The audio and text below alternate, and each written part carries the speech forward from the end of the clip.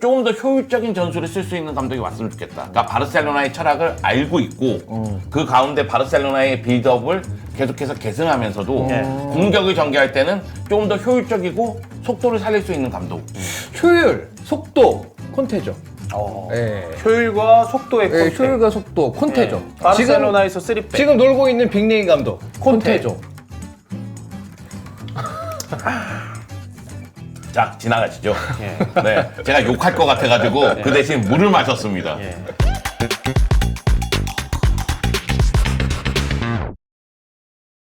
(2월 22일) 목요일이고요. 17시 1분 지나가고 있습니다. 히플라이브 목요일로 인사드립니다. 안녕하세요, 김수빈입니다. 안녕하세요, 오선입니다. 안녕하세요, 송영주입니다. 안녕하세요, 장용훈입니다. 제가 알기로는 뭐 영주 형이랑 장코치님은 좀 친분이 있으시고 이제 오프사이드 팟캐스트 예. 때 네. 게스트로 좀 많이 나오셨어요. 찬우 형님이 장코치님이랑 없어요. 저 처음 뵀어요. 아 처음 뵙는구나. 네, 처음 봤어요. 그리고 공식적으로 이렇게 방송하는 거는 요 저번 완전 처음이고. 네. 그죠? 그렇죠. 네. 그 이전에 장코치님 뭐 무교부 방송 같은 거 할 때 좀 보셨습니까, 라이브? 네, 봤습니다. 네, 어떠셨나요? 오프사이드 때와 비교해서. 아, 그걸 내가 평가하기엔 좀 그렇죠. 왜요? 아, 그래. 근데 왜? 형만 평가할 수 있지. 그러니까 개인적으로 생각했을 때는 예. 오프사이드 때는 전문 방송인이 아님에도 불구하고 너무 잘한다는 느낌이 들었는데 네네네. 지금은 이제 전문 방송인이 됐잖아요. 전문 그러다 보니까 방송인인가요? 인정합니까, 이제는? 네, 아니, 저렇게 인정해 주시니까 또 네. 받아들여야죠. 아, 훨씬 더 잘하시는 것 같아요. 아, 감사합니다. 네. 아, 거기다가 그 제목 자체가 너무 좋아. 개눈가리 시선. 개눈가리 시선. 그리고 딱 그거에 맞게 전술적으로 포인트를 너무 잘 잡아주니까. 예. 네. 굉장히 덕담을 많이 하네요. 네. 네. 내가 키웠다 뭐 이런 얘기는 안 하나요? 아니요. 그 정도의 친분은 아닙니다. 제가 친분이 좀 깊었으면 제가 키웠습니다. 막 이랬을 텐데 예. 그 정도 친분은 아니에요. 아니 근데 그 오프사이드 때는 어떤 인연으로 시작을 한 거예요? 글쎄요. 그때가 아마 김현민 기자님 연락 아, 오셔가지고. 중간에 네. 김현민 기자님이 계시구나. 두 분 같이 하셨어가지고. 네. 근데 제가 김현민 기자님이랑 안 시기는 그렇게 차이는 많이 안 납니다. 근데 조금 제가 먼저 알았는데 그때 불러주셔가지고. 네. 그래서 자주 뵀었죠. 채팅창에 황덕현은 송영주가 키웠다고. 근데 맞나요? 덕현이가 그런 얘기를 좀 하더라고요. 영주 의원님에 대해서 되게 고맙다는 얘기랑. 뭐 있었나요? 에피소드가? 아니, 그러니까 덕현이가 네. 오프사이드 때 같이 와서 했었고 네. 그 가운데 고민을 굉장히 많이 하더라고요. 앞으로에 대한? 네, 그래서 네. 이제 기자직을 좀 해야 되겠다. 그래서 그때 제가 또 사커라인 쪽에 일을 하고 있으니까 사커라인은 컨텐츠가 부족하니까 사커라인 쪽에 칼럼 하나 한번 써봐라. 그러면 그런 게 이제 기자하는데 도움이 될 거다. 그리고 칼럼 하나 썼거든요. 네. 그걸로 취직했어. 진짜? 이게 진짜요? 운때가 맞은 거였나? 운때가 어차피 딱딱 맞은 해외 거예요. 축구 해설을 하고 있을 때였고 네, 그때가. 해설하고 있는데 자기가 이제 기자직을 하려면 글이 필요하잖아요. 네, 어디다 그렇죠. 글을 쓰고 있다. 네. 이런 얘기를 해야 되잖아요. 네. 사커라인에 글을 쓰고 있다. 뭐 이렇게 얘기되면서 네. 기자 딱 취직하고 그 다음에 또 뭐 대표팀에서도 일을 하고 그 다음부터는 뭐 혼자 열심히 잘 나가더라고요. 혼자. 혼자. 나는 저 뒤에 있는데 네. 뒤돌아보지 않더라고. 그게 핵심이네요. 예. 약간 뭐 키워주고는 도움을 줬는데 캐리는 하지 않는다. 아니 그게 아니라 예, 내가 예. 키워준 건 아니고 예. 운때가 자기가 맞았고 그리고 능력이 있으니까 다만 가끔씩은 뒤돌아 봐달라. 항상 너희 뒤에 내가 있다. 한 걸음 뒤에. 아니 지금은 한 5걸음? 한 6걸음 뒤에 아니 그러니까 있다. 그 정도면 사실 뭔가 이렇게 뭔가 이게 정성 어린 선물이라든가. 아 덕현이가요? 예. 저한테요? 예. 아니 키웠다면서요. 아 키우진 않았고 그 친구의 운때가 맞은 건데 도움을 줬고 뭐 피드백을 줬다. 별 도움을 준 것보다는 그냥 몇 마디 해준 건데 배음 망덕현이라는데요. 아니 그 정도가 아니라 야 그러면 내가 마치 무슨 야 덕현이 내가 키웠어 내가 걔 아버지야 덕현이 파파야 막 이렇게 얘기하는 게 아니라 네, 덕현이 운때가 맞아서 혼자 잘 나갔다 그 얘기입니다. 찬우 형은 주지도 않고 받지도 않는 시라손이다. 정확합니다. 예. 안 주고 안 받는 게 제일 편해요. 예. 장코치님은 좀 어떤 스타일이세요? 저요? 예. 저도 뭐 그냥 흐름대로 가는 사람인 것 같습니다. 흘러. 굳이 따지자면은 약간 영주 형 스타일 아니면 찬우 형 스타일? 저는 근데 좀 적극적으로 들이대는 편이긴 합니다. 그래요? 그래요? 기회 있으면 아, 이거 뭐 경찰려고 불러주시면은 막 그냥 무조건 가고 저는 노는 잘 안 하고 막 가죠. 약간 나는 찬우 스타일이라고 봤거든. 왜냐면 굉장히 냉철하게 분석하는 약간 그럴 것 스타일이니까. 같긴 했었어요. 그런데 그게 아니구나. 예. 저는 그래서 보통 남자들이 좋아합니다. 남자들이. 이렇게 막 남자들 막 10명씩 모여있고 막 이런데 가서 막 떠들고 이런 거 좋아해가지고. 우리들도 남자들이 좋아해요. 우리들은 여자가 좋아하지 않아. 뭐 어쨌든 간에 축구 쪽 일을 하면 좀 힘들다고 봐야죠. 네. 힘들다고 봐야 돼요. 예, 그렇습니다. 자, 요 얘기를 좀 해보도록 하겠습니다. 바이에른 뮌헨을 떠난 토마스 투엘. 저희가 아마 영상도 방금 올라갔을 거예요. 뭐 사비 알론소랑 투엘 관련해서. 바이에른 뮌헨이요, 공식 홈페이지를 통해서 토마스 투엘과의 결별 소식을 발표를 했습니다. 당초 25년 6월 30일까지 예정이 되어 있었던 투엘과의 계약을 24년 6월 30일 올 시즌까지만 하기로 상호 합의했다고 하고요. 우리의 목표는 24-25 시즌 새로운 코치와 함께 재정비를 하는 것이라고 곁들여서 발표를 했습니다. 토마스 투엘 경질 관련해서 뭐 이르다, 적당한 타이밍이다. 이 두 쪽에서 좀 어디 쪽에 좀 가까우신지. 영종부터 갈까요? 차비 감독이나 투엘 감독은 사실은 지금 경질당해도 할 말은 없어요. 그런데 전체적으로 여론의 분위기는 야 내려와야 되는 거 아니야? 그쵸? 이런 분위기고 스스로는 그래도 올 시즌까지는 책임지고 싶다는 생각이 있고 구단 입장에서도 새로운 감독을 찾기가 좀 어려우니까 결국 좀 이상하게 이번 시즌까지만 하고 내려놓겠습니다. 이렇게 가는 방향이 아닌가. 시즌 도중에 감독을 이제 바꿀 때는 이렇게 큰 클럽들 바꾸기에는 리스크가 너무 크잖아요. 그렇죠, 사실. 그렇죠. 예. 뭐 지금 현재 감독 중에서 뭐 훌륭한 감독들이 많어. 그러면 뭐 또 어떻게 뭐 해보겠지만 지금 현재 상황이 뭐 그런 것도 아닌 것 같고 저는 적절한 타이밍이라고 봐요. 왜냐하면 투엘 감독의 그 이전까지의 명성에 비해서는 지난 시즌도 그렇고 이번 시즌도 그렇고 뭔가 팀을 제대로 장악하고 있나? 라는 그 의구심이 들 정도로 여러 네네. 가지 잡음들이 많이 나오니까 더 아마 더 이상 바이언을 끌고 가기에는 좀 어려울 거라고 보주님도 판단을 한 것 같아요. 네. 장코치님한테 요렇게 좀 질문을 드리도록 하겠습니다. 개눈깔의 시선에 이제 투엘 감독을 올렸어요. 네. 근데 오리자마자 이런 좀 발표가 나와가지고. 네. 예. 저는 근데 뭐 나가는 거는 크게 문제 없다고 생각이 돼요. 예, 예. 왜냐면은 이것도 이제 반복해서 얘기했지만 루이스 엔리케 저희 얘기했었잖아요. 맞아요. 루이스 엔리케가 얘기한 게 각자 감독마다 아이디어는 있고 일하는 방식은 다 다르지만 근데 그 사람들이 가지고 있는 깊이나 이런 걸 봤을 때 이 사람의 수준이 떨어진다라고 말하기는 애매하지만 결과가 안 나오면 떠나야 되는 건 맞아요. 네. 루이스 엔리케가 아무 일도 아니라고 그냥 결과 안 나오면 감독은 나가면 되는 거다. 근데 냉정하게 봤을 때 지금 뭐 아직 챔스 떨어진 건 아니지만 그쵸. 일단 1차전 졌고 리그는 이제 레버쿠젠 기세를 봤을 때는 사실 우승하기는 좀 힘들어 보이잖아요. 네. 그러니까 그러면은 그거에 대한 책임으로 본인도 뭐 좀 더 하기 힘들다. 그리고 구단에서도 이거 좀 책임져라 하면 뭐 충분히 나갈 수 있는 시점이죠. 이게 감독직도 프리랜서잖아요. 그래서 뭐 계약 기간을 2년, 3년 두고 여기서 일하는데 잘하면 뭐 재계약하고 그렇죠. 못하면 중간에 이제 잘리고 위약금 받고 뭐 이런 식이잖아요. 사실 잘리면 기분 나쁘죠. 경질되면 기분 나쁘지 않습니까? 우리가 뭐 경험해보지 않았습니까? 어디서 일하고 있는데 갑자기 잘리면 네. 기분이 좀 나쁘죠. 네. 그쵸. 그리고 섭섭하고 서운하고 막 그러잖아요. 근데 투엘 감독 정도 되면은 네. 뭐 차비도 그렇지만은 자기만의 에고가 강하니까 그러면 야 내가 조금만 기다리면 더 잘할 수 있는데 그걸 못 기다려? 그럼 나 나갈게 이렇게 할 수도 있는 거죠. 차비 감독이 그렇게 했다고 보시는 건가요? 차비 감독이요? 예. 걔는 내가 생각할 때는 심장도 좀 약한 것 같아. 간이 작다? 왜 그러냐면은 막 주위에서 비판하니까 네. 그 비판 듣는게 싫어서 그만둔 듯한 그런 느낌이 있거든요. 왜냐면 라포르타도 지금 대안이 없으니까.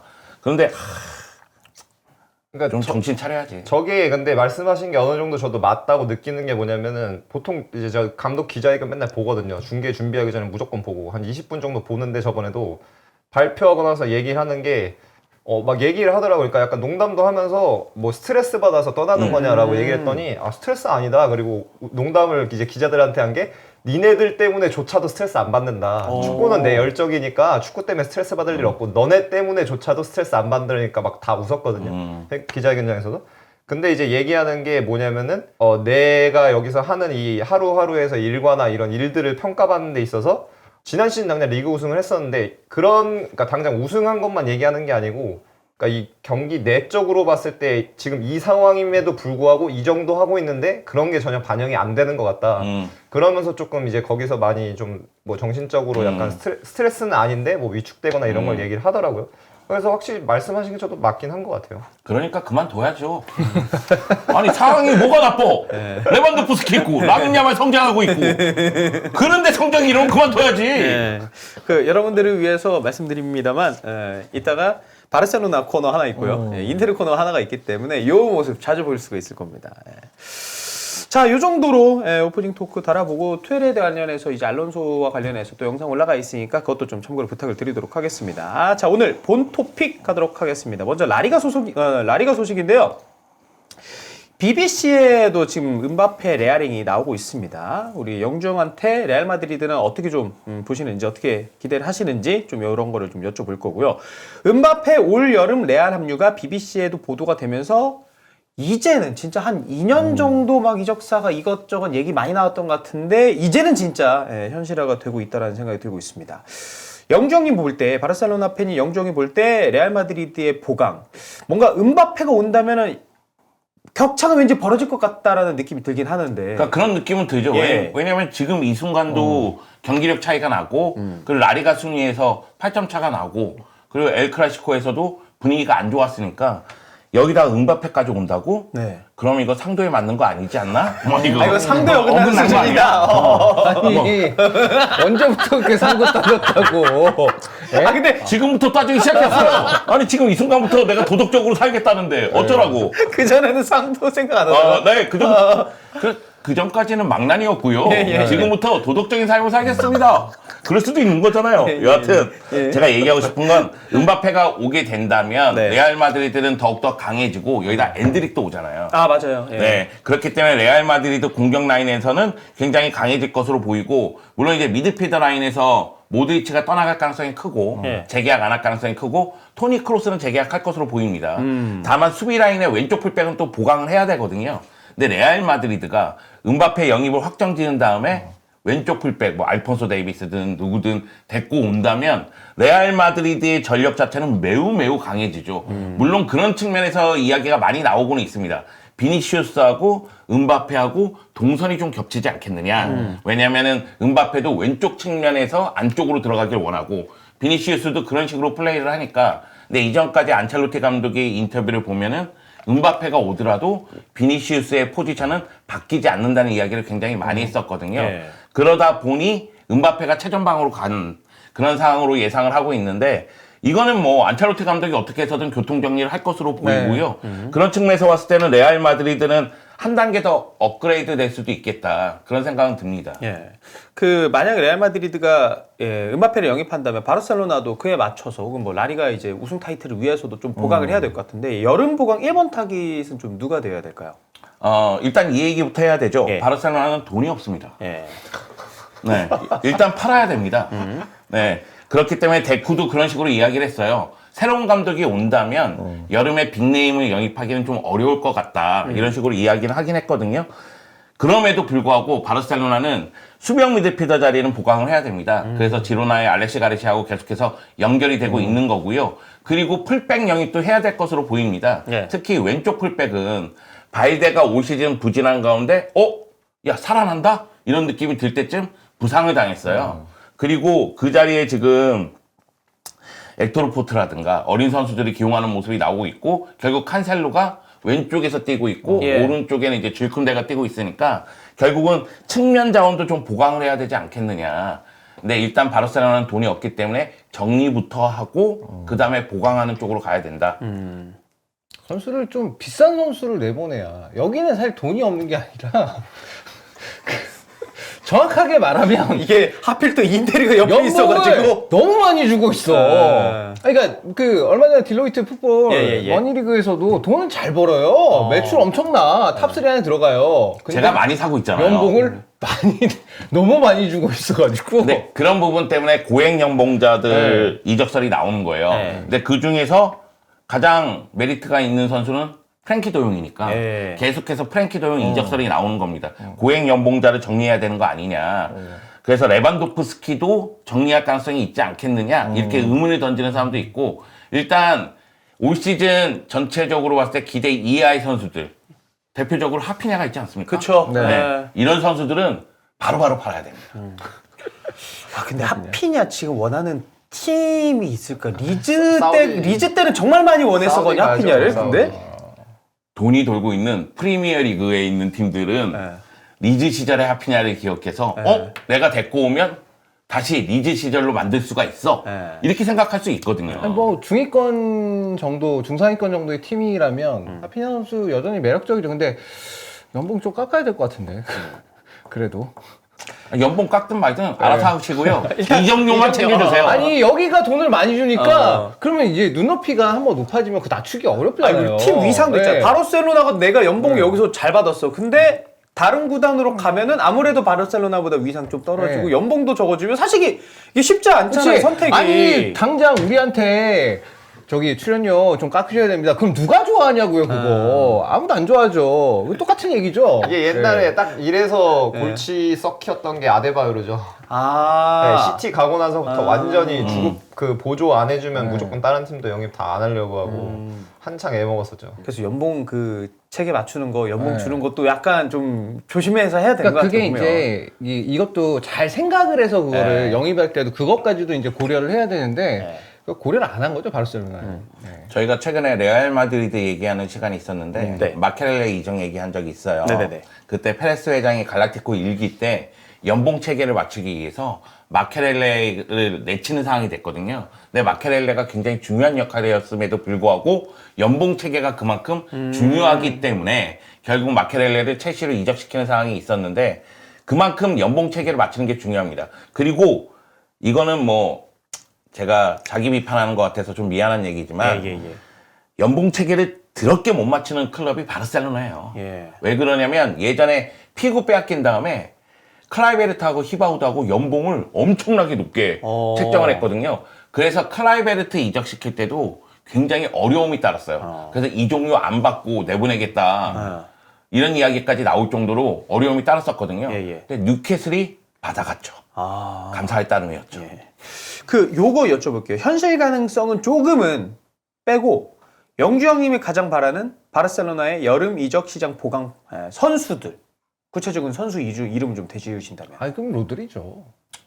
아, 제가 이 방송인가 로드리지, 어디서 그러면. 종윤이랑 얘기하다가 로드리야? 걔는 로드리가 아니잖아. 그러니까 갑자기 종윤이가 정색하면서 어디서 로드리를 얘기하세요? 이런 식의 표정으로 내가 로드리 말도 못하나? 그러니까 무슨 얘기냐면 부스케츠의 자리에 부스케츠처럼 할 수 있는 선수를 찾으면 로드리라는 선수는 있어요. 근데 불가능하잖아요. 그렇죠. 그러니까 사실은 뭐 오리올 로메오가 현실이었지 않습니까? 근데 지금 상황에서는 알렉시 가르시아가 지로나에서 굉장히 잘하니 알렉시 가르시아를 데리고 와봐서 그 역할을 한번 맡기는 게 어떤가 그런 생각이 드는 거죠. 바르셀로나는 미드필더 보강 반드시 해야 됩니다. 왜냐면 가비가 장기 부상에서 돌아오기 때문에 컨디션 어떨 줄 모르죠. 긴도한 나이가 있죠. 패들이 잔부상이 있죠. 그리고 도용은 계속 이적설이 나오기 때문에 그런 측면에서 봤을 때는 알렉시 가르시아는 반드시 영입해야 된다. 이런 생각이 드는 거죠. 예. 음바페 오게 된다면 또 레알 마드리드의 다음 타겟인 또 어디가 될 것 같아서 뭐 포지션이든 선수든. 뭐 지금 제일 많이 나오는 건 알폰소 데이비스. 네, 왼쪽 풀백. 제일 많이 풀백. 나오니까. 예. 그러니까 거의 진짜 뭐 모든 포지션이 세대 교체도 되고 다 너무 진짜 너무 잘하는 선수들로 근데 들어와 있어서. 그렇게 두 명이 들어오고 네. 나면 수비수들 빼고는 되게 젊어져요. 다 20대 중반 정도 굉장히 적절한 나이대 예. 한창 막 에너지 레벨 높고 많이 뛸 수 있는 그런 스타일로 완전히 정착이 돼서 되게 좋고 레알 마드리드 이제 여기서 나아가서 수비수들도 이제 슬슬 좀 밀리탕은 젊지만 리디거가 재계약했으니까. 나이가 좀 있으니까 예. 리디거에 대해서 대체자도 어느 정도는 고려를 해봐야 될 것 같아요. 지금 이제는. 지금 이번 시즌도 당장 수비수들 완전 다 부상으로 지금 빠져 있어서 되게 약간 불안한 느낌 있잖아요. 그걸 생각해서라도 저는 알폰소 데이비스 이후에는 수비수 한 명은 생각할 것 같아요. 이제는 레알 수비 마드리드가. 쪽으로. 네. 예. 뭐 발베르데 있고 비니시우스, 호드리그, 뭐 음바페 이렇게 있고 하니까 뭐 전체적으로 다 젊어. 추아메니, 카마빈가 네. 이렇게 그러니까 벨링엄 그래가지고 다 맞다. 젊어, 벨링엄 진짜, 있지. 애들이. 공격 미드필더는 이거는 와, 뭐 주전급 데려올 수가 없을 것 같아. 레알 마드리드는 네. 음바페하고 엔드릭이 들어오면 네. 공격 라인 정리가 들어가야 됩니다. 예. 그런데 아르다 길러도 제가 봤을 땐 잠재력이 굉장히 높고 필러 진짜 잘해. 브라임 디아스도 사실 올 시즌 굉장히 잘하거든요. 네, 나쁘지 않죠. 물론 이제 일부에서는 호셀루가 나가지 않을까 이런 생각하는데 호셀루는 보유하고 있을 가능성이 저는 좀 높지 않을까. 왜냐면은 전문 스트라이커가 다른 호셀루밖에 옵션이라. 없으니까. 성향이 다르니까. 그런 측면에서 봤을 때는 교통 정리가 좀 들어가야 되고 미드필더 라인은 이미 완성 단계에 있고 그리고 이제 수비 라인도 완성 단계인데 제가 생각하기에는 중앙 수비 보강해야 되고 그리고 카르발 백업에 대해서도 좀 카르발도 나이가 좀 있지. 그거에 대해서도 좀 생각을 해봐야 되지 않을까. 근데 올 시즌 레알 마드리드 행보 보면 정말 놀라운 건 이미 중요 선수는 재계약을 다 끝내버렸어. 장기 계약으로요. 오래 가는 거네. 네. 그러니까 일단 내부 단속을 다 해놓고 네. 은바페, 엔드릭 이런 상황이거든요. 그래서 부럽다 그런 거죠. 스페인은 뭐지? 보니까 그거더라고. 미겔 구티에레스가 이번 겨울 이적 시장 끝나고 여름부터 바이백이 생기더라고요. 그래가지고 레프트백은 미겔 구티에레스에게도 계속 나오더라고요. 보니까. 그러니까 그쪽 왼쪽 풀백 그 자리를 좀 보강을 해야 되겠다. 네. 레알 생각이 있는 것 출신이니까. 같네. 네. 음바페 레알하면 좀 어떤 부분들이 기대가 되세요? 근데 음바페 이거 진짜 이제는 그 재계약 안 한다? 그 플러스 레알행 이미 뭐 계약했다 뭐 이런 얘기까지 나오니까 갈 것 같긴 한데 네. 난 근데 이것도 아직이에요? 아직은 조금 봐야 된다고 봐요. 벌써 2년 전에도 한 번 그래. 이 난리가 났었는데 그리고 이제 절대 음바페는 레알이랑 이제는 2년 없는 줄 알았어. 근데 은근히 다른 보도가 조금씩 나오긴 해요. 에이. 프리미어 리그의 몇몇 팀들은 아직 포기하지 않았다. 뭐 이런 식의 이야기가 나오긴 합니다. 어떤 부분 좀 기대되세요? 만약에 음바페 레알 간다면? 뭐 어쨌든 최전방은 뭐 거의 압살이죠 사실. 네. 압살인데 근데 모르겠어요. 감독이 안첼로티니까 아까 말씀해주신 동선 정리가 걱정이 안 되기는 한데 또 한편으로는 이걸 맞출 수 있나 싶긴 해요. 왜냐면은 딱 그 저 스페인 있었을 때가 디마리아, 호날두, 베일, 벤제마 그땐 또 헤세까지 엄청 잘했었거든요. 그래서 이거를 동시에 뛸 수 있는 특히 이제 디마리아, 베일, 호날두 이거를 동시에 뛰게 할 수 있나 싶었는데 또 뭐 어떻게 이렇게 4-3-3에서 하더라고요. 예. 그래서 안첼로티니까 뭐 할 수 있겠지 싶긴 한데 뭐 이번 시즌 이거 다이아몬드 사사이 하고 이게 동선이 너무 좋아가지고 어떻게 고칠라나 좀 궁금하긴 합니다. 예. 자칫 잘못하면 호드리구가 희생될 수도 있죠. 네, 그렇죠. 네. 그럴 수 있죠. 그런 상황인데 예전에 갈락티코 일기 때도 예. 맥마나만이 있는데 피구를 데리고 왔어. 그럼 피구를 라이트백으로 쓰는 거예요. 그런데 나중에 2003년도에 또 베컴을 데리고 왔어. 근데 이제 베컴을 이제 중앙에 쓰기 시작했죠. 맞아요. 그리고 라울이 있는데 호나우두가 왔어. 그러니까 라울이 이제 밑으로 내려온 거죠. 그런데 그 전에 지단이 있었단 말이에요, 또. 그러니까 라울이 왼쪽 측면에서 뛰기 시작하고. 그러니까 거기서 이제 동선 정리라든가 포지션 정리를 했는데 사실 그게 100% 시너지 효과가 났다고 보기는 또 어렵죠. 그쵸. 되는 경기에서야 진짜 네. 정말 화려했죠. 골도 많이 터지고. 근데 안 되는 경기에서의 문제가 좀 노출이 됐기 때문에 예. 아마도 음바페가 온다면 가장 중요한 거는 비니시우스하고의 이 동선 정리. 이걸 어떻게 할지에 대해서 생각을 해봐야 될 것 같아요. 예, 뭐 레알 마드리드 얘기하면서 아무래도 영조 형이 있다 보니까 바르셀로나 얘기도 저희가 앞서 좀 얘기를 했는데 바르셀로나는 이제 감독 얘기로 넘어가도록 하겠습니다. 차비가 이번 시즌을 끝으로 떠나는 게 확정이 되면서 차기 감독 선임이 좀 필요한 상황이고요. 바르셀로나라는 팀은 오늘 새벽이죠. 저랑 영조 형이 입중계 때도 얘기했지만 감독 선임 요게 사실 팀 철학에 있어서 굉장히 중요할 수밖에 없습니다. 그리고 또 이제 재정적인 리스크가 있기 때문에 이런 것도 좀 고려가 돼야 될 것 같은데 영주 형이 생각했을 때 지금 바르셀로나에 더 필요한 스타일 두 가지 보기가 있습니다. 첫 번째, 바르셀로나 철학을 거스를 수는 없는 유망주들과 함께 차근차근 스쿼드를 개편하면서 나갈 수 있는 감독. 1번. 2번은 레알과 격차가 너무 벌어지면 안 된다. 철학과 조금은 맞지 않더라도 빠르게 우승할 수 있는 스타 감독. 이렇게 물어보면 당연히 1번이죠. 예. 왜냐면 저는 라마시아에 대해서 항상 중요하다고 이야기를 해왔기 때문에 그리고 지금 라마시아에서 올라온 재능들이 굉장히 좋은 재능들이 곳곳에 있거든요. 뭐 라민 야말도 그렇고 쿠바르시도 그렇고 그런 측면에서 봤을 때는 이 잠재력 있는 어린 선수들의 포텐을 터트릴 수 있는 감독이 오면 네. 너무 좋은데 다만 제가 느끼기에는 차비 감독의 문제는 머릿속에 정리되어 있는 그 전술 자체가 약간 이제 측면 자원들의 1대1 돌파를 많이 요구하는 것도 문제긴 하지만 자기가 정리해놓은 그 전술 자체를 그냥 장기말처럼 풀어서 하기를 원하다 보니 공격을 전개할 때 템포가 굉장히 느려져요. 그러니까 무슨 얘기냐면, 그러니까 레알 마드리드가 굉장히 강한 이유 중에 하나는 경기 템포거든요. 근데 바르셀로나는 경기 템포가 점차적으로 느려지는 경향이 있어요. 그런 측면에서 봤을 때는 조금 더 효율적인 전술을 쓸 수 있는 감독이 왔으면 좋겠다. 그러니까 바르셀로나의 철학을 알고 있고 그 가운데 바르셀로나의 빌드업을 계속해서 계승하면서도 공격을 전개할 때는 조금 더 효율적이고 속도를 살릴 수 있는 감독. 효율, 속도, 콘테죠. 예. 효율과 속도의 예, 콘테. 효율과 속도, 콘테죠. 바르셀로나에서 3백. 지금 놀고 있는 빅네임 감독, 콘테죠. 자, 지나가시죠. 네. 제가 욕할 것 같아가지고 그 대신 물을 마셨습니다. 근데 콘테, 무리뉴 이런 감독들은 바르셀로나의 철학과 정반대쪽에 있는 감독이라서 이런 바르셀로나- 감독들이 오기는 어렵습니다. 바르셀 철학은 잘 알고 있죠. 반대쪽에 있으니까. 아, 맞네. 극과 극은 통한다. 네. 네. 아, 그런 면에서 콘테를 추천. 예. 뭐 현실성 배제하고 콘테 말고 바르셀로나에 어울리는 감독 추천해 주신다면 찬우 형이. 저는 예. 이거를 바르셀로나 팬들이 어떻게 받아들일지 모르겠어요. 개인적으로 저는 티아고 모타. 티아고 모타가 하는 축구는 아마 더 스쿼드가 좋은 팀에 가면 훨씬 잘할 거예요. 아, 그래요? 네. 되게 그러니까 지금 스쿼드가 그러니까 볼로냐라서 지금 어떻게 보면은 이 정도로 축구를 잘 하는데도 별로 이제 조명이 잘 안 되고 있거든요. 물론 이제 세리아 내에서는 워낙 조명이 많이 되고 있고, 네네네. 그다음에 유럽 내에서도 어느 정도는 이제 인지를 많이 하고 있겠지만 또 한편으로는 또 사비 알론소가 너무 잘 나가서 그래서 약간 묻히는 감도 있다고 보는데 티아고 모타는 뭐 바르셀로나 출신이기도 하고 어쨌든 네. 게다가 이 팀이 그러니까 티아고 모타가 현재 하고 있는 후방에서 빌드업하는 체계라든가 그다음에 서로 간의 포지션을 굉장히 자유롭게 전환하는 거라든가 네. 이런 걸 봤을 때는 지금의 바르셀로나의 선수들 수준이라면 훨씬 더 잘할 수 있다는 생각이 들어요. 모타 추천 어떻습니까? 아, 좋았습니다.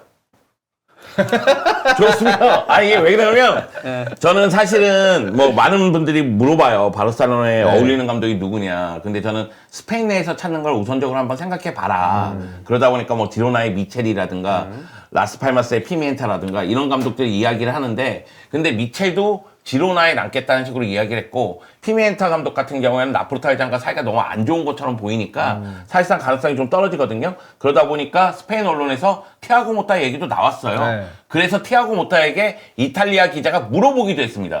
바르셀로나 감독과 연결되고 있는데 어떻게 생각하느냐. 그러니까 티아고 모타가 미래는 모르지만 난 지금 이 순간이 중요하고 지금 이 순간은 볼로냐에 집중해야 된다. 네. 이런 식으로 이야기를 했습니다. 그 다음번에 인터뷰한 거 있어요. 뭐라고요? 빅클럽이 부르면 거절하기 어려울 것 같다. 여기서 빅클럽이 약간 뭉뚱거리긴 했죠. 그렇죠. 뭉뚱그리. 물론 느낌을 네. 주네. 근데 이제 티아고 모타가 몸담았던 클럽들 생각 바르셀로나, 뭐 인테르, 그다음에 파리 생제르맹, 약간 파리 생제르맹도 조금 불안하기도 하고, 그리고 이제 바르셀로나는 이제 감독이 바뀌는 게 일단 확정돼 있고 그러니까 아마 저는 오퍼는 그래도 한번 해볼만 하지 않나. 네. 예. 장코치님의 추천 픽은 바르셀로나로. 저도 못다 괜찮은 것 같습니다. 그러니까 바르셀로나 저희가 뭐 또 다뤘었잖아요. 예. 근데 그때도 얘기했던 게 여기는 그러니까 그 외부적인 압박이나 변수에 조금 더 그러니까 우리가 생각하는 코치 개념도 중요하지만 매니저의 개념도 되게 네네네. 중요하다고 보거든요. 근데 저는 그 관점에서 봤을 때 결국에는 차비가 오는 시점이 좀 빨랐다고 생각해요. 그러니까 보통은 말해서 뭐 아, 경험이 없다 그냥 보통 이렇게 얘기하는데 그러니까 저는 코치로 일하다 보니까 그 경험이 뭔지를 이제 구체적으로 느끼는 네네네네. 입장이잖아요. 근데 이 바르셀로나라는 구단의 특성상 과르디올라도 얘기했지만 압박감이 비교가 안 된다 막 이렇게 얘기를 했잖아요. 근데 차비는 그러니까 좀 더 어떻게 보면 여기저기서 구르다가 왔어야 되는데 그게 없으니까 아까 저희가 기자회견에서 했던 얘기 그런 것도 나오는 거고 근데 모타는 보면은 이게 감독 시작한 지 꽤 시간이 오래 지났거든요. 그래서 어떻게 보면은 축구적으로도 그렇고 아예 똑같진 않은데 저는 샤비 알론소랑 어느 정도 좀 접점이 있다고 생각을 해요. 그러니까 이게 커리어 지금까지 왔을 때 뭐 둘 다 커리어가 길지는 않지만 예. 커리어 온 시점이나 이제 약간 선수 때 성향이나 이런 것도 봤을 때 뭔가 서두르는 느낌이 둘 다 없었거든요. 그게 그랬기 때문에 지금 오면은 바르셀로나 감독으로 하기에는 꽤 적절하지 않을까. 그리고 구단에서도 그리고 이런 스페인 쪽은 되게 중요시하는 게 뭐냐면 유소년 아카데미 디렉터를 해도 구단을 아는 사람을 데려오길 되게 원해요. 그게 뭐 선수였던 코치였던 과거의 구단에 대한 이 특히 이 바르셀로나 이 스트럭처 구조가 있잖아요. 구조나 이런 문화에 대한 이해도가 있는 사람을 데려오는 걸 생각보다 훨씬 선호하거든요. 근데 그런 관점에서 봐도 못다는 게 괜찮죠. 네. 마지막으로 영주 형님이 바라는 바르셀로나의 차기 감독은? 좀 이야기를 다 했는데 예. 네. 저는 사실 지금 나오고 있는 감독 중에서 예. 누가 가장 좋다 이렇게 확실히 갖긴 좀 어려운 것 같아요. 근데 올 시즌 지로나가 보여주는 것을 봤을 때는 미첼 감독의 전술적인 능력 높게 평가하고요. 네. 그리고 바르셀로나의 어린 선수들을 키우는 데 있어서 피미엔타가 굉장히 매력적으로 느껴져요. 왜냐면은 바르셀로나에서 유소년 팀을 오랫동안 이끌었고 B팀을 오랫동안 이끌었기 때문에 이 라마시아에 대해서는 누구보다도 잘 알고 있는 감독이거든요. 네. 그리고 라스팔마스에서 후방 빌드업도 굉장히 매력적이고, 그러니까 저는 그렇게 생각해요. 바르셀로나가 지금 스타일을 유지하면서도 공격 템포를 빠르게 가려면 피멘타 감독 같은 전술 스타일이 해답이 될 수가 있다. 네. 후방에서는 볼을 많이 돌리면서 점유율을 유지하되 상대 진영에서는 최대한 간결하고 빠르게 공격을 전개하는 방법으로 가는 것도 하나의 방법이니까 네. 그런 부분도 매력적으로 생각을 하고 데체르비 감독도 굉장히 매력적이라는 생각도 좀 들고요. 예. 그래서 지금 저도 누가 가장 좋아 이렇게 얘기하는 것보다는 바르셀로나 감독 후보군이 확실하게 나오면 네. 그 중에서 누가 가장 낫다고 말씀드릴게요. 네. 무리는 어떻습니까? 무리는 아니라고 내가 아까 얘기했잖아. 나 아까 콘테 얘기할 때 콘테하고 무리는 정반대쪽에 있다. 네. 투엘 감독 얘기하시는 분들 많은데 투엘 감독도 약간 바르셀로나하고는 스타일이 좀 다르죠. 뭐 더 추천 있으세요 혹시? 네? 무리뉴랑 콘테 말고? 크리스만. 아, 갑자기 생각났는데 능력만 된다면 시모네 인자기 감독 데리고 오고 싶습니다. 아, 그래요? 네. 이인텔에서? 네, 신자기를 데려오고 싶습니다. 예. 결혼 좀 많이 다른데. 네. 자, 이렇게 라리가 이야기했고 프리미어리그 이야기로 넘어가도록 하겠습니다. 올 시즌 프리미어리그 빅6 그리고 이제 유럽 주요 클럽들의 플레이 스타일 요 얘기를 한번 해보도록 하겠는데요. 디애슬레틱에서 주로 채택하는 플레이 스타일 바퀴를 활용을 했습니다. 모든 자료 디애슬레틱 기사 참고했고요. 근데 시기가 약간씩은 달라가지고 유럽 주요 클럽을 포함한 수치의 경우는 13일자 기사고 빅6의 경우는 좀 더 늦게 나온 16일자 트위터 게시글을 참고를 했습니다. 항목은 총 12가지. 12가지가 뭐 있냐면요. 기회 창출. 그리고 이제 페이션트 어택이라고 인내심 있는 공격. 요건 좀 설명드리면 경기장 3분의 1 지역에서 터치 100번당 슈팅 개수. 이게 수치가 낮을수록 빠른 전환을 통한 공격, 역습동을 통해 직선적인 플레이를 구상하는 경향이 있다고 합니다. 그리고 슈팅 퀄리티, 찬스 프리벤션, 기회 예방, PK를 제외한 기대 실점값 요게 되겠고, 그리고 이제 강도, 높은 라인, 후방 빌드업, 압박에 대한 저항, 점유, 중앙 전개, 볼 순환, 필드 장악력이라는 수치들이 있습니다. 패널들에게는 저희가 이제 점수를 드렸잖아요. 빨간색으로 저희가 표기한 것들이 유독 좀 주목할 만한 항목인데 요거에 집중해서 빅6 팀, 요 포인트들이 좀 잘 나온 것 같다. 한번 좀 짚어주시죠. 맨시티부터 갈까요? 맨시티는 좀 어떻습니까? 인내심 공격이 99고 압박, 그러니까 저항, 점유 요런 것들이 굉장히 높네요. 이거는 점수는. 사실 이 항목에 대한 개념을 먼저 설명을 잘 드려야 되는데 네. 아마 이 디엘슬릭 기사가 커뮤니티에도 올라와서 아마 보신 분들도 있을 거예요.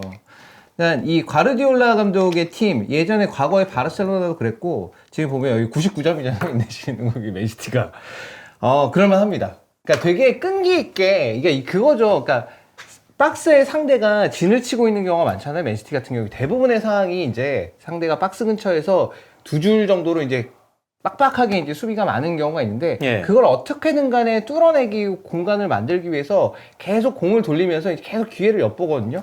그런 거를 제일 잘하는 팀이라는 걸로 이해하시면 될 것 같아요. 네. 이 얘기는. 그러니까 전체적으로 수치가 맨시티는 다 높아요. 다 좋아. 그러네. 다 네. 높아. 그만큼 맨시티는 완성된 팀이라는 얘기고 예. 조금 전에 얘기한 인내심 있는 공격, 이 인내심 있는 공격이 말 그대로 그 소위 얘기해서 티키타카처럼 많은 패스가 주고받으면서도 패턴 플레이가 나오고 그러면서 골까지 나오면 팬들이 정말로 희열을 느끼죠. 그쵸. 다만 인내심 있는 공격이 말 그대로 U자 빌드업처럼 되면서 마지막 순간에 말도 안 되는 슈팅하고 저기 벌써 저 답 나왔네요.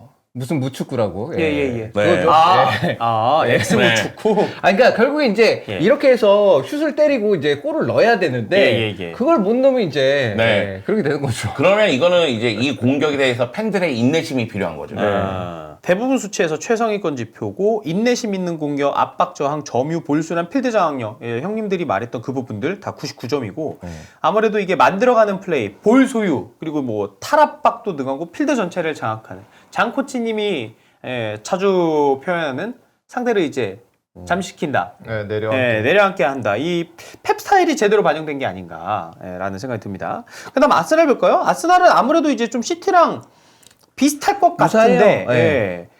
근데 전체적으로 점수는 맨시티에 비해서 조금은 떨어져 보이는데 기회 예방이랑 필드 장악력은 뭐 맨시티랑 좀 비슷한 수치가 나오네요. 이게 그 기회 예방 수치가 높으면 숫자가 높을수록 상대에게 기회 허용이 적었다는 뜻인데 그런 거는 아스날의 뭐 안정적인 수비 라인 요 얘기를 좀 해야 되지 않나. 기대 실점이 적었다는 건데, 예. 그러니까 몇 가지로 생각해 볼 수 있겠죠. 예, 슈팅 예. 허용을 덜했다는 얘기도 될 수가 있겠고, 네. 그다음에 소위 말하는 상대가 거의 파이널 서드 지점까지 올라왔을 때 그때 공을 잘 탈취해낸다는 얘기도 되겠고, 전반적으로 수비가 좋다는 얘기가 되겠죠. 예. 제가 생각할 때 지금 아스날 수치 중에서 눈에 들어온 게 후방 빌드업이 68이네요. 그런데 맨시티가 92거든요. 굉장히 낮죠. 네. 네. 근데 그만큼 이제 후방에서보다는 앞쪽으로 빠르게 전개한 다음에 거기서 무언가 만들어간다는 이야기가 되는 것 같고 그리고 중앙 전개가 생각보다는 좀 적습니다. 예. 75. 그러니까 측면을 많이 이용한다는 이야기가 되겠죠. 근데 여기서의 후방 빌드업은 정의가 그 일반적인 후방 빌드업이랑은 달라요. 골키퍼가 시도한 롱볼 비율을 총 패스 수로 나눴다라고 돼 있으니까 일반적으로 생각하는 수비수를 포함한 그 후방 빌드업의 얘기가 아니라 골키퍼부터 시작되는 그거를 얘기하는 것 같아요.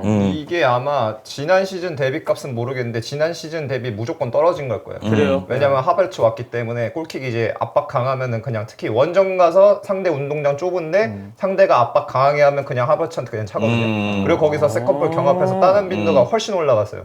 지난 시즌까지는 그 툴이 없었거든요. 예. 근데 카이 오면서 그 툴이 생겨서 최근 경기 보신 분들은 아시겠지만 다이렉터 거기서 그냥 넘겨버리는 경우가 엄청 많아요. 네. 그래서 아마 68일 거예요. 그러니까 이게 수치가 높은 거는 긴 롱패스를 덜 한다는 얘기죠. 예, 롱패스를 덜 한다는 얘기고 수치가 낮을수록 롱패스를 좀 한다는 얘기인데 네네네. 보면 여기 팀들 보면은 맨유하고 아스날이 거의 비슷한 수치입니다. 맨유가 70 정도 되잖아요. 예. 맨유가 70 정도. 나머지 팀들은 후방에서 그래도 차근차근 좀 패스를 하는 편이라고 봐야 될 것 같아요, 이게.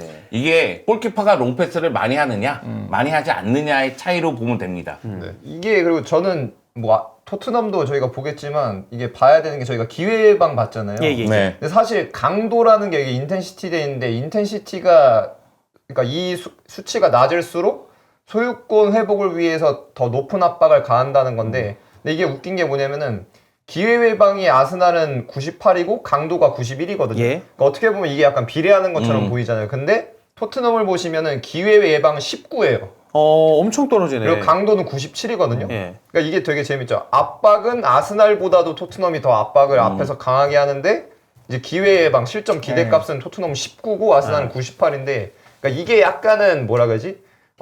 체감이 되는 게 뭐냐면은 기회 예방이라는 게 크게 두 가지 의미인 거죠.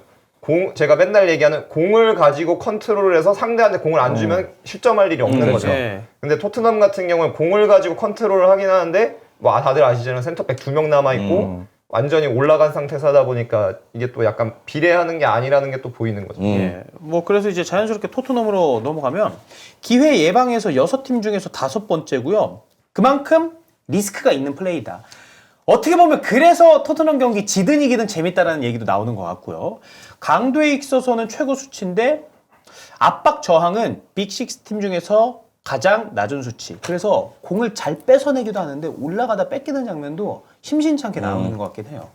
토트넘 아까 얘기할 때 좀 같이 봐야 될 건 높은 라인. 이것도 98점으로 여기 있는 팀들 중에서는 제일 높아요. 시티가 그 다음이죠. 95. 네, 시티보다 95점이니까. 높아요. 그러니까 여기서 높은 라인이라고 하면은 이제 여기서 설명하기로는 이제 옵사이드를 얼마나 많이 유도해내느냐 그거 하나랑 그다음에 스루패스 허용 빈도수 거기다가 골키퍼가 박스 바깥까지 나가서 처리해야 되는 것들 이런 거를 이제 얘기를 해놨는데 결국 그것들을 횟수로 세면 그러니까 라인을 몇 미터 앞에 섰다 몇 미터 앞에 섰다 이걸 평균적으로 내는 것도 뭐 그렇게 설명할 수 있겠지만 그걸 해보니 이런 빈도 그러니까 스타일상으로는 뭐 빈도가 중요할 테니까 그런 걸 해보니 98점이 나왔는데 진짜 높긴 높네요. 네. 이게 이렇게 봐야 되죠. 그러니까 뭐냐면은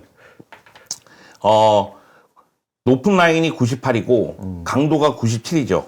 그 얘기는 라인을 올려서 앞에부터 압박한다는 네. 얘기죠. 네. 그러니까 아까 장영훈 코치가 얘기한 부분, 그러니까 뒤에서 볼을 간수하는 시간은 굉장히 적다 보니까 기회 예방 같은 경우에는 이 수치가 19밖에 나오지 못하는 거죠. 그래서 결국은 제가 생각할 때는 토트넘 스타일 자체가 상대 진영에서 볼을 좀 많이 간수하지 못하더라도 계속 공격 횟수를 좀 늘리자. 근데 그 가운데에서 실수가 좀 나오면 결국은 이런 상황에 대해서 압박 저항의 수치가 떨어질 수밖에 없는. 압박 저항이 지금 35니까. 그러니까 토트넘 스타일은 확실하게 나오는 거죠. 예. 수치에서. 이게 아마 강도하고 이제 압박저항 이거 보통 PPDA나 OPPDA로 뭐 이렇게 많이 설명을 할 텐데 이 수치도 궁금하긴 하네요. 여기서 아마 그걸 참조해서 냈을 것 같긴 한데 와 너무 차이가 많이 난다. 그 토트넘은. 아니 이게 그리고 제가 이거 높은 라인 얘기가 나왔으니까 네. 근데 저번에 이거를 예. 제가 한번 봤거든요. 네. 프리미어리그 이거 스프린트 이거 그러니까 최고 속도 그걸 봤는데 예. 1위가 반더벤이더라고요. 어. 그리고 보통 35 정도면은 예. 엄청 그렇죠. 빠른 그렇죠. 거잖아요. 그렇죠. 예. 근데 제 기억이 맞으면은 37이더라고요. 와. 반도벤. 그러니까 이제 이해가 되죠. 다이어 미련 없이 싹 보내버리고 반더벤 남기고 반더벤이 핵심적이 될 수밖에 없는 게 센터백 2명 빼고 그러니까 구조적으로 보면 이게 저희가 기회 예방 19라고 계속 말씀을 드리는데 이제 단순히 높기 때문에가 아니고 구조가 쉽게 얘기해서 2, 3, 5잖아요. 보통은 3명이란 말이에요. 3, 2, 5 막 이런 식인데 2, 3, 5다 보니까 진짜 그 2명의 속도가 엄청 중요하고 그러니까 뭐 반더벤은 이제 속도가 그 정도가 나오는 거죠. 자, 그리고 이제 리버풀 보면요. 리버풀도 수치가 재밌는 게 많습니다. 기회 예방 수치는 62로 꽤 낮아요. 물론 뭐 토트넘이 19, 맨유가 16이기 때문에 그 팀들에 비해서 높긴 합니다만. 그리고 리버풀이 재밌는 점수가 인내심 공격이 23입니다. 이게 네. 맨시티가 99고 아스날은 96. 리버풀 경기 보면 뭔가 빠르게 전방으로 공 전달해서 거기서 이제 역습 요렇게 마무리하는 장면들이 많은데 실제로 점수도 그렇게 나왔습니다. 그러니까 리버풀이 직선적인 공격을 그만큼 많이 펼치니까. 네. 스타일상으로. 이게 그래서 가장 리버풀은 다른 팀들이랑 여기 있는 다른 팀들이랑 비교했을 때 두드러진 특징이 뭐냐면은 보통은 특히 이제 시티나 아스날은 그렇고 경기장을 이렇게 가로로 봤을 때 좌우폭을 거의 고정적으로 이제 왼쪽에 한 명, 오른쪽에 한 명이 가져가거든요. 네. 근데 리버풀은 그 좌우폭 옵션이 엄청 유동적이에요. 그리고 그 말인즉슨 뭐냐면은 최대한 중앙에서 수적 우위로 빠르게 그냥 피니싱하고 이게 리버풀뿐만이 아니고 예전에 뭐 도르트문트 때부터 계속해서 이어져 온 이 클롭 감독의 특징이죠. 예. 그냥 공을 오래 가지고 있으면 어차피 내려앉아서 우리가 역습을 당할 상황이 되니까 내려앉았을 경우에 그냥 최대한 빨리 끝내버리는 그런 형태로 가는 게 이제 또 좀 보이는 거죠, 여기서도. 자, 그다음 맨유 가볼까요? 이게 슈팅 퀄리티 점수로 갈 건데 맨유는 슈팅 퀄리티 점수가 51입니다. 맨시티 72, 아스날 74, 리버풀 63, 토트넘 74인 거 감안하면 맨유의 슈팅 퀄리티는 굉장히 떨어집니다. 최근에는 뭐 호일루 때문에 저는 개인적으로 많이 올라왔을 것 같긴 한데 그거보다 예. 첼시 수치가 더 놀라운데. 그래서 첼시를 일단 밑으로 뺐어요. 첼시를 왜 말 안 했는지. 93대. 예. 야, 93대 골을 네. 그렇게 그리고 기회 예방은 맨유가 빅6 팀 중에서 가장 낮은 수치. 뭐 후방에서 최근에는 굉장히 많이 좋아졌습니다만은 뭐 오나나 골키퍼도 그랬고 수비적으로 불안함을 좀 보이기도 했었기 때문에 요렇게 좀 나오지 않았을까. 근데 슈팅 퀄리티. 야. 이게 슈팅 퀄리티가 그러니까 시도한 슈팅들의 평균적으로 기대 득점 값이라는 건데 그거를 아마 100단위로 환산해 가지고 이제 점수를 매긴 것 같은데 그러면 굉장히 그 득점을 기대하기 어려운 상황에서 슛을 많이 때린다는 얘기거든요. 이거는 밖으로 나간 거는 상관이 없어요. 위치와 수비 상황들, 상대 수비 상황들이 이제 보통은 이제 XG 값에서 중요한 거니까 이걸 보면은 어쨌든 슈팅 퀄리티가 떨어진다는 얘기는 슈팅을 하지 말아야 될 때 좀 한다 애들이 그런 얘기 같은데. 아니, 그렇게도 볼 수 있고 또 하나는 확실하게 득점 기회를 만들 수 있는 그 방법이 많지 않다. 그렇게도 볼 수 그러니까 있죠. 맨날 어려운 찬스다. 득점 기회를 만들어 놔야지만 이 슈팅 퀄리티가 올라가는데, 그러니까 말 그대로 골이 안 될 상황에서 슈팅을 한다는 얘기거든요. 그렇죠. 근데 맨유 저희가 여러 가지 이제 12가지 항목이 있잖아요. 제일 높은 게 81로 압박 저항이 80점대고 나머지는 다 70점대, 60점대 이러네. 기회 예방은 16이에요. 토트넘이 19거든요. 맨유가 더 낮습니다. 그리고 지금 높은 라인 같은 경우에도 51이네요. 좀 뭔가 애매하다라는 좀 느낌이 들거든요. 근데 또 최근에 성적이 좀 괜찮아. 나왔어요. 네. 그러니까 이게 높은 라인이 51인 거는 제 생각에는 그러니까 이 터너 감독도 언급을 했지만 맨유는 최근 이제 특히 이제 퍼거슨 감독 이후로 보게 되면 아이덴티티 자체가 어쨌든간 뭐 지금도 레시포드, 가르나초, 호일룬 이렇고 역습이 아무래도 핵심이란 말이죠. 네. 브루노 페르난데스 한 방 땅 해놓고 이제 하니까 그러니까 지공을 못해서도 있는데 지공이 아니고 역습이 더 강점이니까 높은 라인일 이유가 없는 거죠. 네. 그러다 보니까 지금 이 팀들 중에서 51로 제일 낮고 그리고 이게 슈팅 퀄리티가 이제 제 생각에 리버풀이랑 비교해서 봐야 될 것 같아요. 보니까 맨유가 51이고 리버풀이 63이거든요.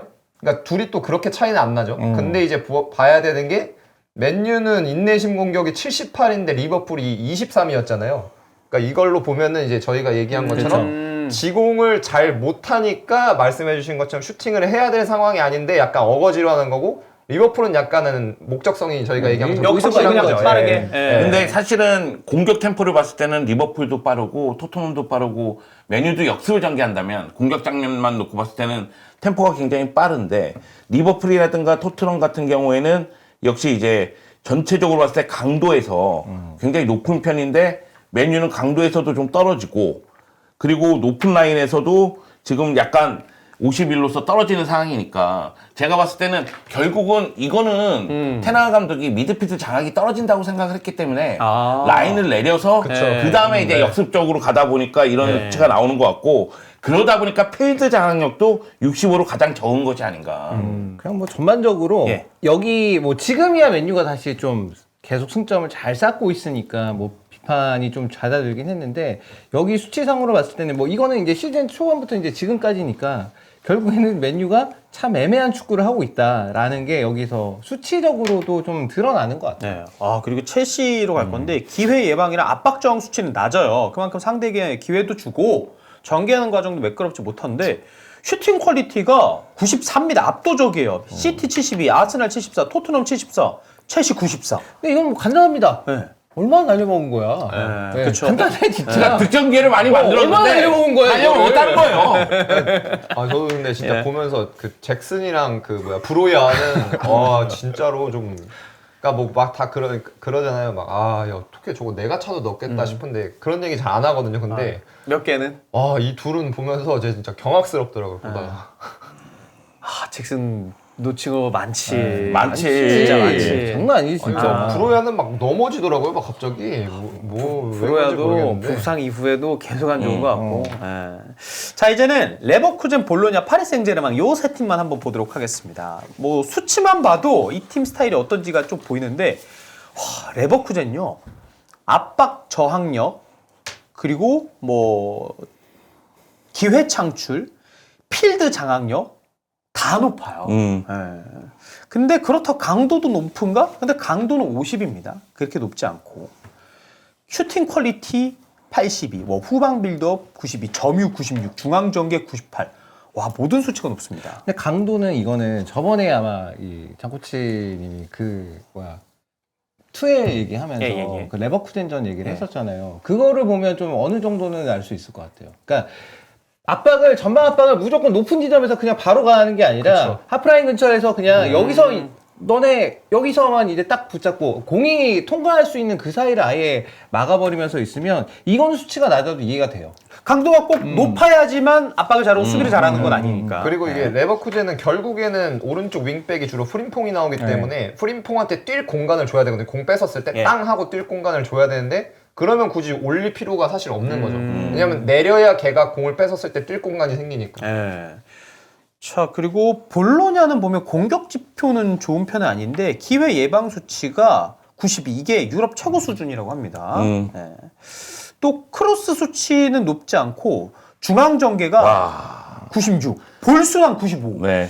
그 볼로냐가 가장 특징적인 게 뭐냐면 중앙에 상당히 많은 수를 배치하는데 그 배치하는 방법도 상당히 되게 유연하게 다양하게 많이 써요. 그러니까 티아고 모타 감독이 되게 재밌는 게 보통 수비수들 뭐 칼라피오리 같은 선수들을 쓰고 그다음에 그 위에 프로일러가 있고 있는데 이 두 선수가 움직이는 게 굉장히 특이한 게 프로일러가 센터백이지만 포백에서 왼쪽 센터백으로 주로 나오는데 센터백이지만 본인이 쭉 전진해서 그냥 미드필더처럼 움직일 때도 있고 그럴 때 프로일러가 그냥 내려와서 그냥 그 센터백 그러니까 백스리 형태로 이제 만들어주는 경우도 있고 그럴 때는 왼쪽 풀백이 또 내려와가지고 만들어주는 때도 있고 그래서 중앙에 최소한 보면은 제가 볼 때는 한 5명, 6명 정도는 무조건 하여튼 가운데에다 일단 집어넣게 예. 그래서 가능한 한 공도 간격이 별로 넓지 않으니까 잘 돌릴 수 있고 그다음에 만약에 공을 빼앗겼을 때도 상대가 중앙으로는 패스를 잘 못하게 예. 어쨌든 중앙에 숫자가 많으니까 거길 통과하기는 어려우니까 그래서 측면 쪽으로 공을 돌릴 수밖에 없게 그런 식으로 만드는 경우들이 많아서 예. 그래서 아마 이거는 낫지 않을까라고 예. 그런 생각이 들어요. 좀. 지금 볼로냐 수치 보면 느껴지는 게 일단 전체적으로 점유 예. 그리고 공격 전개에 있어서 뭐 볼 순환 그리고 중앙을 거쳐가는 플레이 그리고 수비 지표는 나름대로 높아요. 근데 괜찮아요. 공격 지표가 지금 좀 떨어진다는 느낌이 드는데 이건 선수 개개인의 퀄리티하고도 관련이 있을 겁니다. 관련이 있고 근데 올 시즌은 어쨌든 간에 그 지르크데라는 선수가 너무 잘하고 있기 때문에 근데 지르크데는 이제 단점은 있어요. 슈팅은 좀 그래. 아, 그래요? 네, 다른 건 잘해요. 예. 그러니까 어떻게 보면 아르나랑 아르나 씨. 아르나랑 비슷해요. 그러니까 아르나도 보면 그 아틀레티코 마드리드랑 경기 보면 걔가 다른 건 잘했어. 골을 못 넣어서 그렇지. 뭐 어쨌든 하나 넣어서 다행이긴 한데. 그게 결승골인데 뭐. 지르크데도 어쨌든 오시면 잘하더라요. 진짜. 바르셀로나전 골 넣었죠. 네. 네.